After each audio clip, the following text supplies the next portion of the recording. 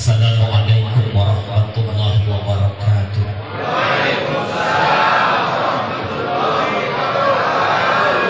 Bismillahi masyaallah, la yasuqul khaira ilallah. Bismillahi masyaallah, la yasrifu su'a ilallah. Bismillahi masyaallah, ma kana min ni'matin faminallah. Bismillahi masyaallah, la ya'ti bil hasanati ilallah. Bismillahi masyaallah, la hawla wa la quwwata illa billah. Hadratul mukarramun wal muhtaramun, para alim ulama, para ustaz, para hujaj, wabil khusus segenap pimpinan dan pengurus Majelis Ta'lim Sahata, semoga senantiasa diberkahi oleh Allah Subhanahu wa taala. Bapak Ibu yang dimuliakan Allah Subhanahu wa taala, ikan sepat, ikan gabus, lebih cepat lebih bagus. Sudah 2:30 ya, soalnya asarnya maju, jadi biar waktunya efektif bagaimana. Saya dikasih tema keluarga, membina keluarga harmonis dunia dan akhirat.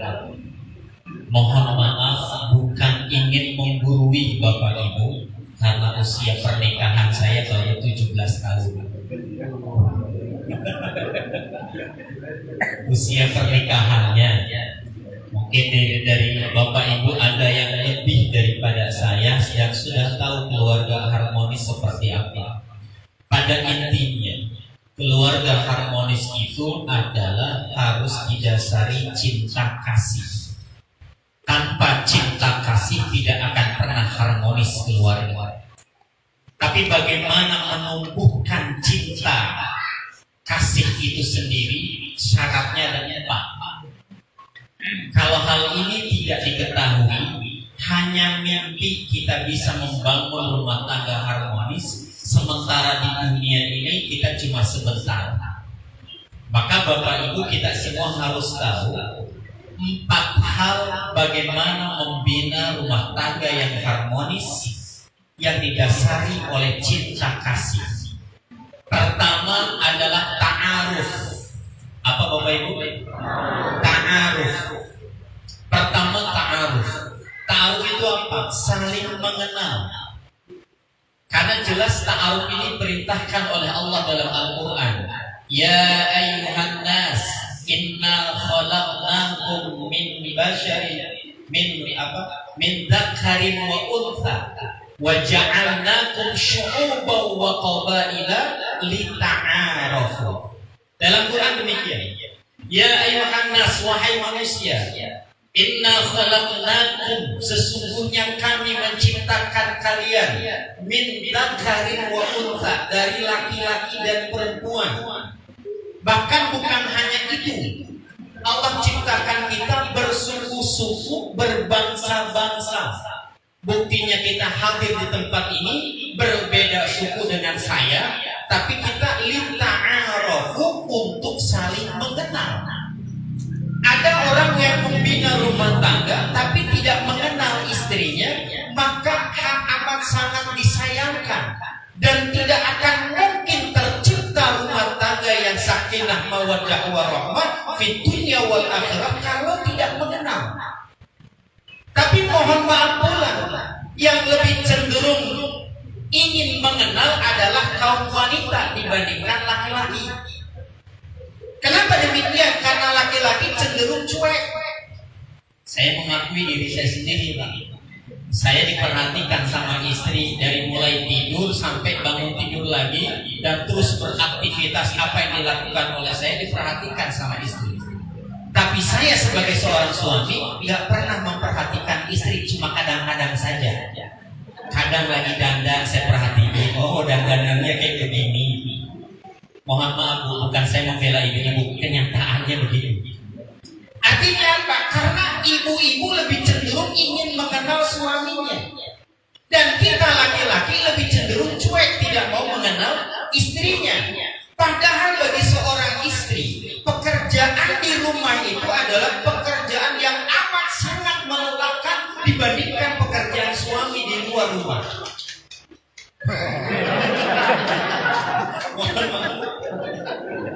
Bukan pro istri, bukan. Karena memang kenyataan demikian. Berkali-kali istri saya selalu bilang, Abi di luar kerja capek dan nampak kelihatan capeknya. Tapi tahukah Bi, seorang istri, seorang ibu di rumah tidak kelihatan kerjaannya, tapi justru paling lelah adalah seorang ibu. Betul?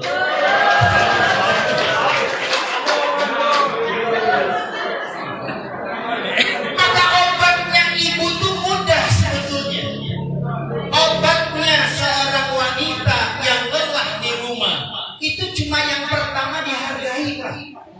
Setiap kali bapak dihidangkan makanan oleh istri, istri menyiapkan makanan untuk bapak, penghargaan seorang suami kepada istri itu adalah obat lelah.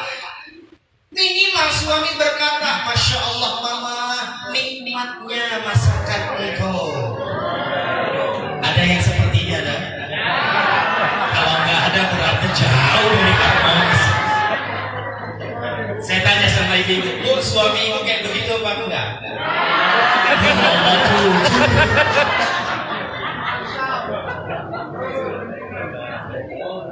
Jadi ternyata istri itu kalau menghidangkan makanan, Pak, ucapkan terima kasih dan menyanjung, memuji masakannya, itu adalah obat lelahnya istri. Itu yang pertama tuh, menghargai. Dan saya pribadi sebagai seorang suami, ketika istri menyiapkan lebih cenderung cuek. Udah disiapin belum? Udah, makan. Makasih ya. Udah gitu aja suami itu. Tapi minimal makasih saja sudah bilang seperti itu udah cukup buat istri. Apatah lagi kalau bilang, Mah jangan kemana-mana, duduk di samping papa. Yuk kita saling suap-suapan.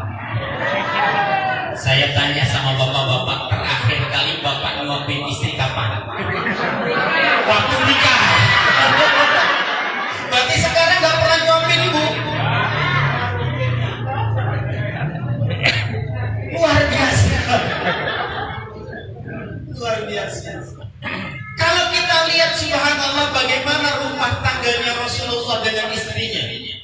Rasulullah tahu begitu capeknya istrinya di rumahnya, maka ketika Rasulullah pulang dari masjid, pulang berperang, yang masak Rasul, yang nyuci Rasul, yang nyapu Rasul, yang membereskan rumah Rasul.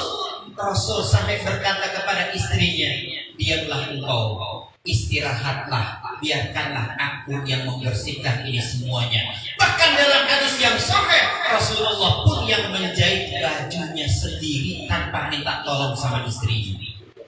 Begitu mulianya Rasulullah memuliakan istri, sampai keluar hadis yang sahih riwayat Imam Bukhari dan Muslim, khairukum li ahlihi wa ana khairukum li ahli. Ini hadisnya sahih. Khairukum li ahlihi. Orang yang paling baik di antara kalian adalah yang paling baik kepada keluarganya, yang dimaksud adalah istrinya. Dan aku, kata Rasulullah, yang paling baik kepada istriku, kepada keluargaku. Maka Pak, ketika istri menyiapkan makanan, tolong hargai dengan ucapan Alhamdulillah, terima kasih Bebek. Sayang. Dimanja istri begitu. Subhanallah. Hancurnya usaha suami, hancurnya keberkahan daripada usaha kita kalau istri sudah munajat minta kepada Allah sambil nangis, keluhannya didengar langsung oleh Allah. Bapak punya usaha hancur kalau bikin air mata istri itu keluar. Maka maaf, saya sering kumpul-kumpul dengan para kiai, Masya Allah. Kita harus jaga istri kita, hati istri kita. Sebab kalau beliau ini istri, kalau sudah mengangkat tangan kepada Allah mendoakan kita hancur, maka tidak ada hijab itu. Tidak ada hijab untuk Allah mengabulkan doa istri tersebut. Maka muliakan istri, hidup istri. Taruh. Namun demikian, tapi kalau kita lihat juga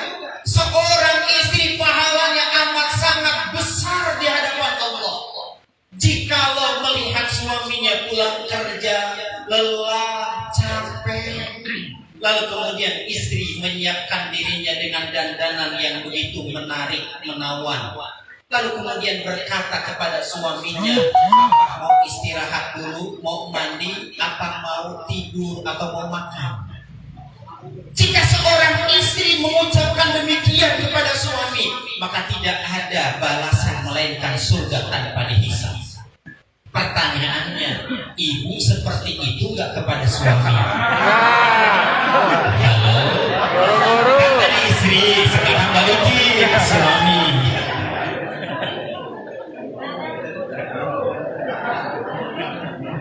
Suami pulang kerja, ibu dandan yang cantik, yang menawan. Jangan setiap kali ke undangan baru dandan. Karena balik lagi demikianlah yang dilakukan oleh Khadijah, istri Rasulullah SAW. Tahu beliau ini Rasulullah akan pulang. Bahkan Masya Allah, Khadijah itu ketika Rasulullah tahu masih ada di masjid, Khadijah nombok bapak ibu di depan pintu rumah. Dia tidak mau tidur sebelum berjumpa dan Rasulullah masuk ke dalam rumah. Namun apa yang terjadi? Ternyata Khadijah ketiduran di dalam rumah. Rasulullah tahu pas begitu nyampe rumah, pas ketuk pintu, Khadijah tidurnya terlelap. Rasul menghargai istri yang sudah lelah itu dan tidak mengetuknya dengan kasar, tok tok tok tok tok tok, enggak. Tapi Rasulullah cuma mengetuk tok tok tok, assalamualaikum. Khadijah masih tertidur, dibiarkan oleh Rasulullah. Bahkan Rasulullah SAW tidur di luar, tidak mau mengganggu istrinya yang sedang terlelap tidur. Ketika menjelang subuh tiba, Khadijah terbangun, dilihatnya ternyata Rasulullah belum masuk ke dalam rumah dan dibuka pintu. Alangkah kagetnya Khadijah melihat Rasulullah tertidur di depan pintu rumah. Khadijah nangis dan berkata kepada Rasulullah, tampar wajah istrimu wahai Rasul, pukul wajah istrimu wahai Rasul. Apa yang dilakukan oleh Rasulullah itu? Rasul tidak menampar wajah istrinya, Rasul tidak memukul wajah istrinya, tetapi Rasul mengecup kening dan mencium pipinya, bahkan memeluk istrinya itu, menenangkan. Tidak apa-apa wahai istriku, engkau sedang lelah, engkau sedang terlelap tidur, aku tidak ingin mengganggu tidur engkau. Subhanallah, Bu, itulah rumah tangga yang harmonis. Sekarang saya mau tanya, kalau suami ibu pulang malam kira-kira gedor-gedor pintu apa enggak? Insya Allah enggak. Dikasih kunci sendiri.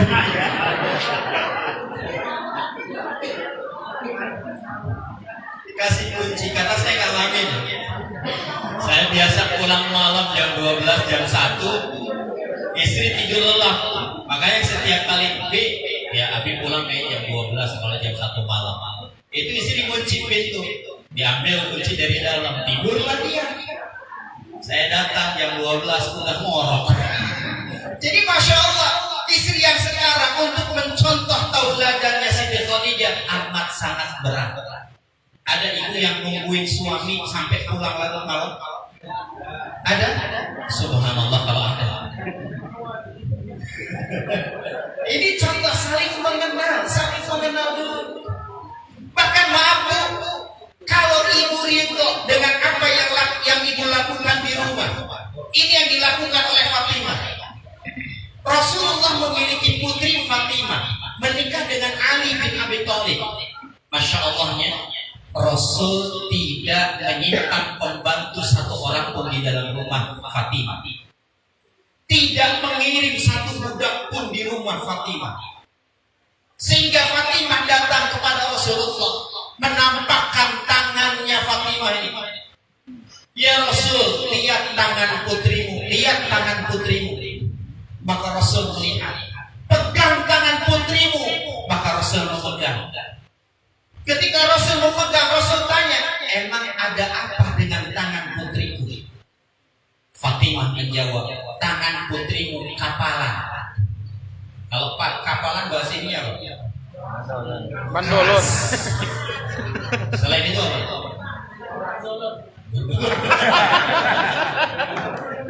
Ayo dong na bandolan sih. Fatimah ini mengatakan tangan putrimu kapalan keras.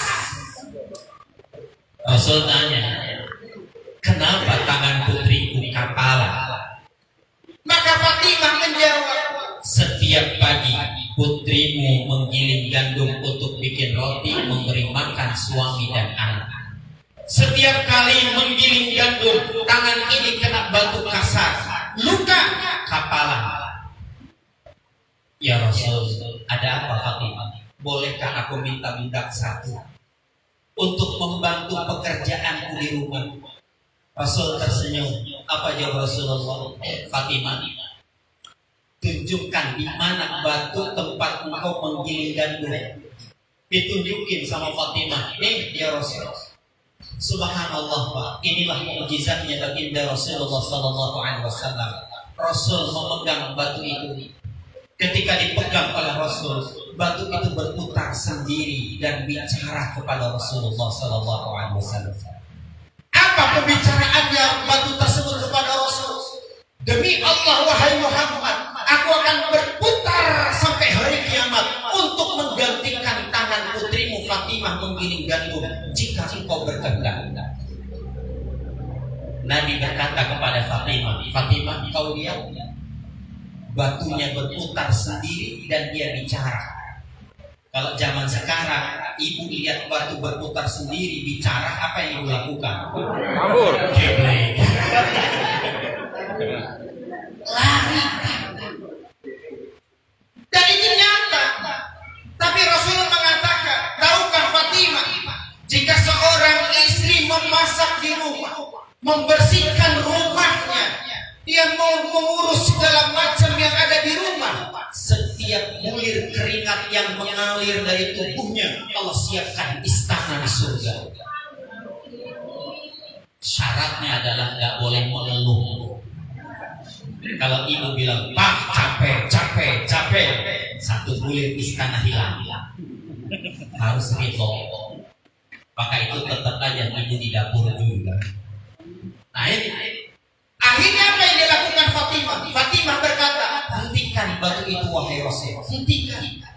Aku tidak ingin kemuliaan di surga diambil oleh batu tersebut. Biarlah tangan putrimu ini kapalan terus sampai seumur hidupnya, daripada kemuliaan diambil batu. Biar aku mendapatkan istana di surga. Subhanallah. Maka bapak ibu, kunci untuk saling mencintai dan mengasihi adalah saling mengenal karakter masing-masing. Banyak yang curhat kepada saya di HP. Rumah tangga yang hampir nyaris hancur. Karena apa? Karena keduanya tidak saling mengenal. Suami mengenal istri, tapi istri tidak mengenal suami. Istri mengenal suami, tapi ternyata suami tidak mengenal istri. Banyak yang model kayak begitu. Kalau mengenal kedua-duanya, maka akan muncul yang kedua yang disebut tafahum. Ada ta'aruf, ada tafahum. Apa Bapak Ibu? Tafahum. Tafahum itu apa? Saling memahami. Karena sudah mengenal karakter, maka akan muncul tafahum, saling memahami. Oh, suami saya memang orangnya sedikit bicara, tapi hatinya luar biasa baik banget karena memahami. Beda dengan suami yang tidak memahami istri karena tidak mengenal. Setiap kali pengajian paling ramai di belakang. Dinasehatin, kalau ngaji jangan ramai di belakang, malu papa. Gitu tuh. Maka si istri yang dinasehatin ngerti. Oh iya Pak, maafi, mama kira. Maka setiap kali ngaji dia saking diamnya tidur. Saking diamnya tidur karena nurut sama suami. Saling memahami. Dan saling memahami ini penting. Sakinah mawadah warahmah fid dini wal dunya wal akhirah itu akan terjalin baik kalau saling memahami. Bahkan rumah tangga yang disebut rumah baiti jannati akan terwujud dengan baik kalau saling memahami. Bu, saya mau tanya sama ibu. Bu, pertanyaan saya sepele. Ibu sering gak dicium keningnya sama suami? Halo? Pak, Bapak suka cium kening istri gak, Pak? Alhamdulillah.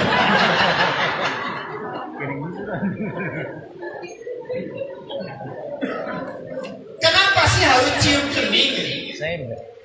Karena Rasulullah mencontohkan, Rasul mencium kening istrinya itu sering.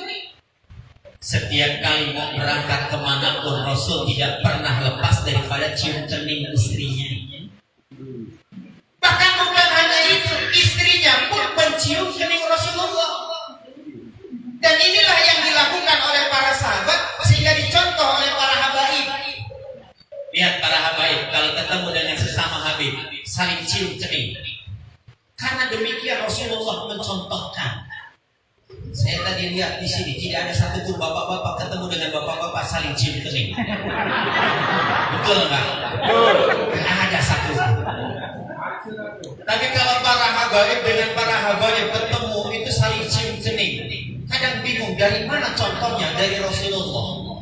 Rasul ketemu Abu Bakar cium keningnya. Demikian juga Abu Bakar mencium kening Rasulullah. Karena kalau mencium kening Rasulullah dapat keberkahan.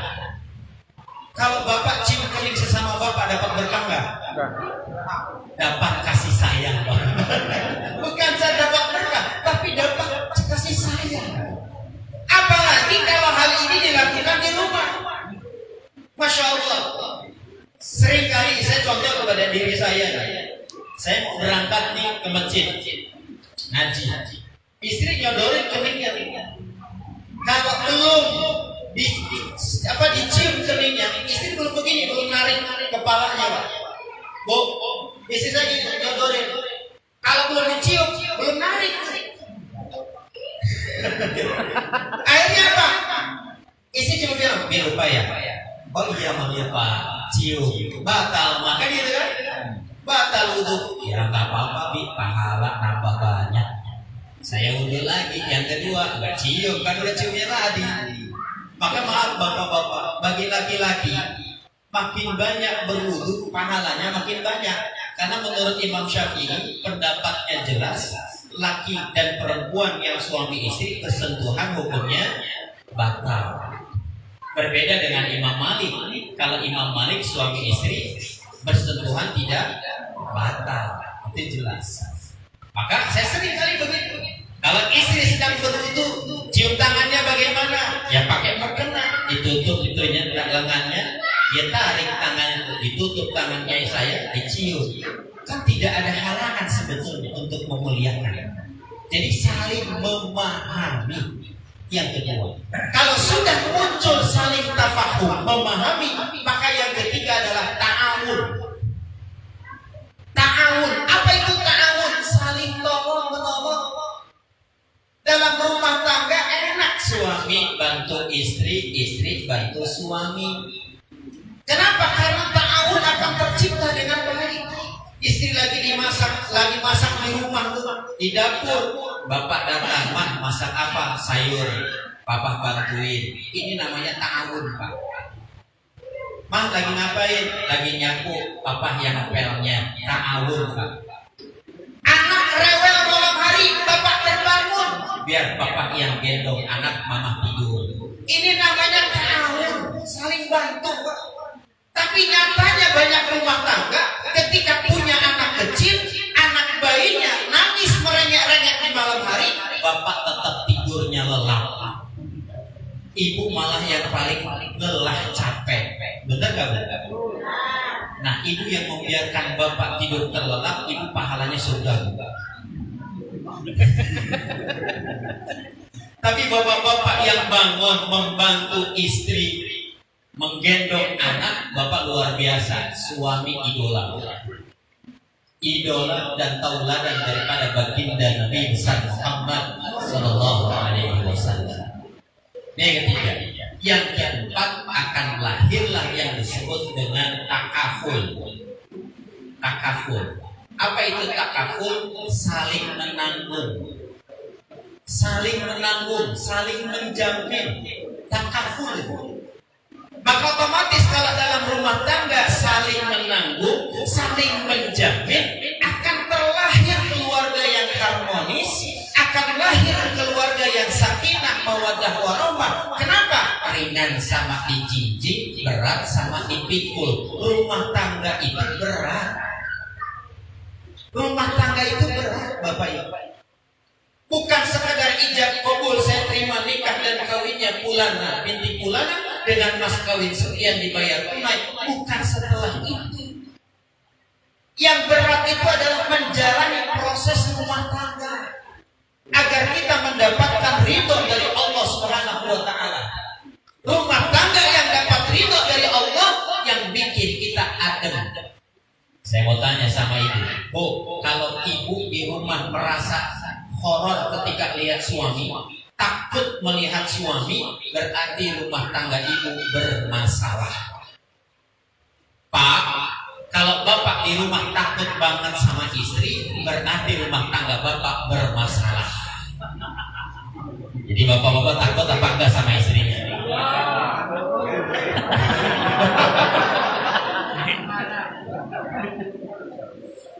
Bukan takut Ustaz sayang sama istrinya gitu. Karena memang laki-laki itu harus betul-betul di depan. Saya pernah menemukan satu keluarga, mohon maaf semoga di sini tidak ada. Istrinya kerja, suaminya di rumah, ngurusin rumah, ngurusin anak. Gendong anak, saya tanya, Pak ngapain? Ngurusin anak. Istri mana? Kerja. Yang nafkahi siapa? Istri. Bapak yang ngurus kayak gini aja, Ustaz. Maka mohon maaf, ar-rijalu qawwamuna 'alan nisa. Mana kelaki-lakian kamu, hai Bapak? Karena yang menafkahi adalah laki-laki, bukan wanita. Lain hal kalau Bapak sudah tidur, lain hal kalau Bapak sudah sakit-sakitan, sudah tua, sudah ada masanya. Kita istirahat, kita dimanjakan oleh anak-anak kita. Bukan lagi Bapak dicampakkan oleh cucu. Saya seringkali maaf bilang begini, dosa seorang anak yang nitipin anaknya kepada kakek neneknya. Loh, kok dosa Ustaz? Ya kakek nenek pengennya kan istirahat, ini suruh ngurus cucu. Anaknya sibuk kerja pagi pulang malam. Itu kakek nenek di rumah ngurusin cucu, ngaji gak bisa, ibadah juga susah.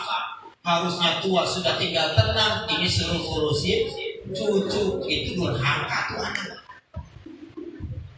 Dan ini yang pernah sering saya dapat keluhkan daripada jemaah. Di balai kota banyak jemaah-jemaah, Ustaz maaf gak ikut ngaji. Kenapa? Ngurusin cucu. Sholatnya gimana? Justru itu Ustaz, telat terus menjelang azan asar baru mau sholat zuhur. Kenapa? Ngurus cucu. Ya Allah, durhaka. Biarkan kakek nenek sudah tua dimanjakan oleh anak-anak sebagai bakti kepada orang tua dan kakek neneknya. Insya Allah barokah dunia akhirat. Ini udah jam 3 udah masuk zuhur asar tadi ya. Jadi waktunya terbatas. Selanjutnya tanya jawab. Yang mau bertanya silakan. Kalau nggak bertanya saya akhiri. Ada yang mau bertanya? Oh, kalau sholat dulu saya izin pamit dulu. Karena habis asar saya ada acara di Masjid Agung. Ada yang mau bertanya? Ya, oke.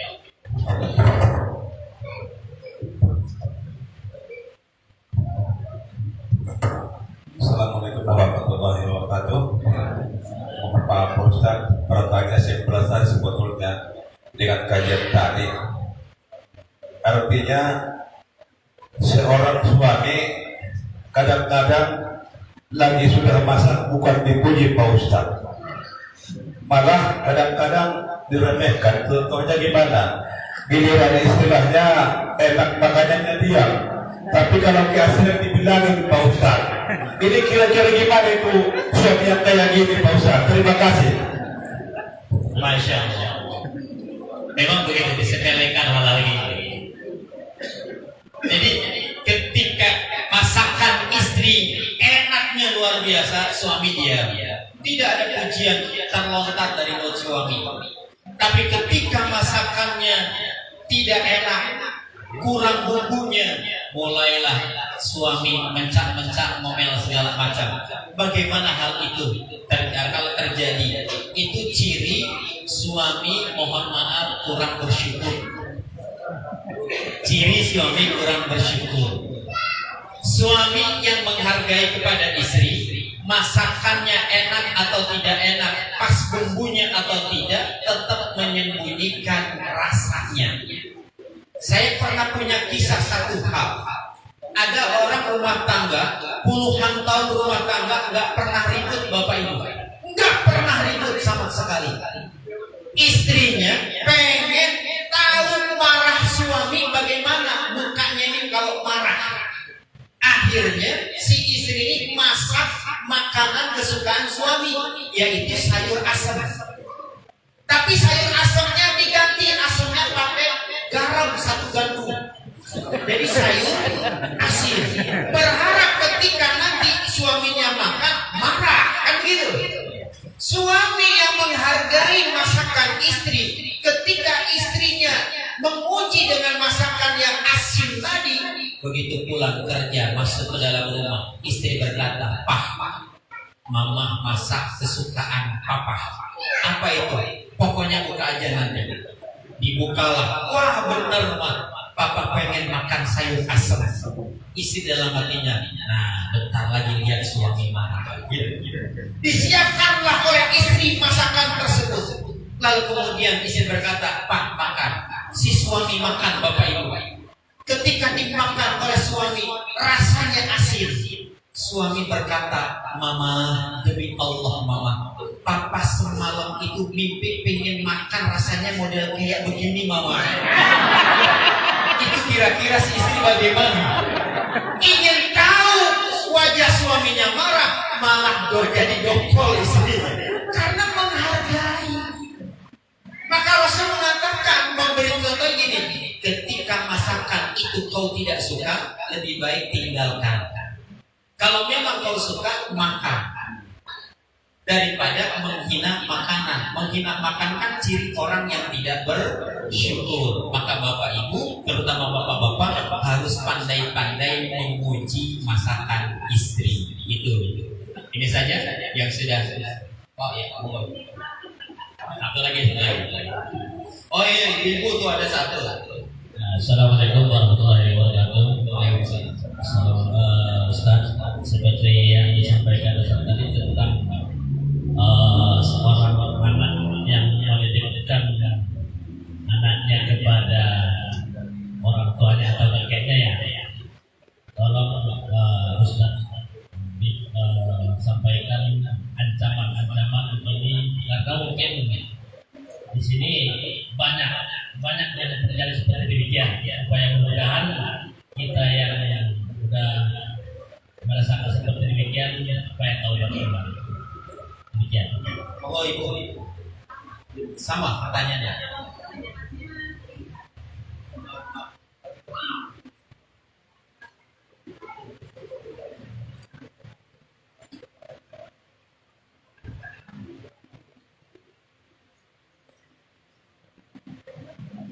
Assalamualaikum Pak Ustaz. Gimana kalau ini Pak Ustaz, kan anak kita suami istri kerja, daripada dikasih ke orang lain cuci kitanya, takut kita khawatir. Jadi kita lah yang ngasuh, tetapi dengan ridho kitanya. Itu gimana itu Pak Ustaz? Hampir mirip ya. Jadi pertanyaan begini bapak ibu, seorang bapak ibu itu sudah mengurus anaknya luar biasa dengan maksimal sampai anaknya kemudian menikah. Sudah capeknya luar biasa. Anak yang berbakti kepada orang tua adalah menghargai jasa orang tua setelah mengasuh dan menikahkan, bahkan sampai punya anak lagi. Artinya apa? Anak yang tahu diri adalah jangan repotin orang tua kita. Kalau memang bisa, kitalah yang berusaha untuk membesarkan dan merawat anak kita. Sebab kalau anak kemudian cucu ini diserahkan kepada kakek nenek, iya di depan anak mereka terima. Papa, mama terima nak untuk ngasuh cucu, kamu bekerja saja. Tapi di belakang ternyata mereka nangis. Dan tangisan itu curhatnya ke saya. Saya ngomong apa? Curhat ke saya. Saya berkata, Bapak Ibu kenapa mau menerima cucu? Lantas sama siapa lagi Ustaz? Kalau diurus sama pengasuh takut pendidikan gak benar. Karena yang paling sayang daripada cucu ini adalah orang tua, kakek dan nenek. Kakek nenek itu paling sayang kepada cucu daripada kepada anak. Kalau sudah punya cucu itu anaknya. Benar gak? Kalau ayah nih ibunya marahin anaknya di depan kakek neneknya, pasti kakek neneknya yang nomor satu akan belain cucunya. Jangan kau marah-marah cucuku di depan aku, karena lebih sayang kepada cucu dibandingkan kepada anak. Tapi yang saya ingin tekankan cuma satu, Bang. Boleh cucu dititip kepada kita. Ridho betul luar biasa, tapi ridho itu kadang-kadang nih ketika sudah terasa lelah dan capek hilang Bang. Yang ada keluh kesah dan menyebabkan nanti hilanglah keberkahan daripada anak. Oh betul-betul ini kayaknya sepakat semua. Justru saya khawatir keberkahan rezeki kepada anak kita hilang karena doa orang tua. Hati-hati, doa orang tua itu mustajab. Jangan pernah kita bikin sakit hati mereka. Hatta itu dengan lelahnya mereka mengurus cucu. Alangkah baiknya, contoh seorang suami ketika sudah menikah dengan perempuan dan punya anak, lahirlah anak tersebut, paling bijak si bapak berkata, "Ma, berhenti kerja, kamu urus anak kita di rumah, biarkan papa yang cari nafkah." Itu rezeki akan diturunkan oleh Allah lebih banyak kepada si suami.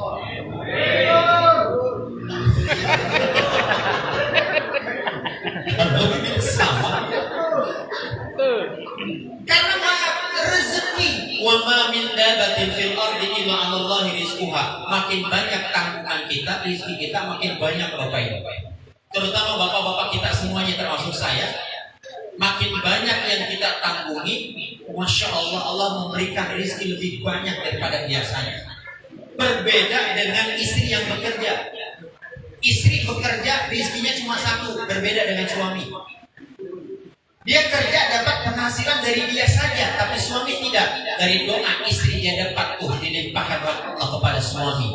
Dari doa anak, rezeki anak dilimpahkan oleh Allah kepada bapak. Maka itu yakinlah yang namanya laki-laki sudah dikodratkan dalam Al-Quran, ar-rijalu qawwamuna 'alan nisa, harus jadi pemimpin, harus menafkahi, insya Allah Allah jamin rezekinya. Maka itu hati-hati, jangan suka nitip-nitip cucu kepada kakek nenek. Ancamannya luar biasa. Kalau dibahas kitabnya panjang Bapak Ibu, sudah asarnya lewat ini. Saya izin langsung pamit karena pada asar langsung di Masjid Agung, dan sekalian juga mohon doa izin semoga insyaallah tanggal 8 saya undangan ceramah di Hong Kong, tanggal 10-11 ceramah Maulid di Macau, dan tanggal 15-nya di Guangzhou, Cina. Jadi insyaallah tanggal 6 malam saya terbang ke Hong Kong, ke Macau dan ke Guangzhou. Safari dakwah Maulid Nabi Muhammad SAW. Semoga perjalanan dakwah ini dimudahkan dengan cara. Semoga majlis sahabat ini diberkahi oleh Allah. Semua anggotanya adalah orang-orang yang berkah dan fi dunya wal akhirah bahagia, kumpul di surga bareng-bareng. Al-Fatihah.